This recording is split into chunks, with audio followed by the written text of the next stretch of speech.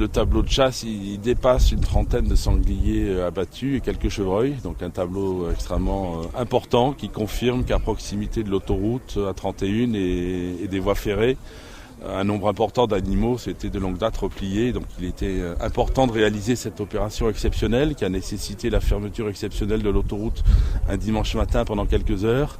Mais il y avait de vrais enjeux, notamment de sécurité routière, à pouvoir retirer ces animaux de ce secteur. Régulièrement, il y a des sangliers qui divaguent sur l'autoroute A31 avec tous les risques que cela comporte en termes de sécurité routière. Il y a quelques jours, il y a un TER Metz-Thionville qui a percuté également un sanglier. Donc ça confirme que dans ce secteur du département, il y a une présence importante de sangliers, qu'il fallait absolument engager cette opération de régulation. Je me réjouis que cette décision délicate à prendre de fermer l'autoroute pendant quelques heures ait permis d'aboutir à ce résultat consistant.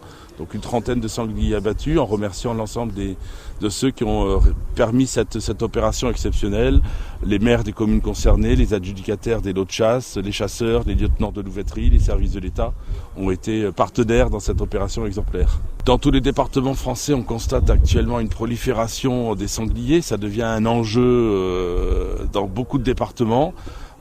Si d'aventure il faut reproduire ce genre d'opération à l'avenir, on le fera évidemment, mais toujours avec discernement et en ayant en tête les questions de sécurité. Je me réjouis que ce matin, évidemment, cette opération exceptionnelle s'est déroulée dans les plus parfaites conditions de sécurité pour les chasseurs, pour l'ensemble des participants, pour les automobilistes. Le département de la Moselle n'est pas concerné actuellement par la peste porcine africaine. Pour autant, on sait qu'elle n'est pas très loin. Et donc tout ce qui permet de mieux réguler la population de sangliers va dans le bon sens.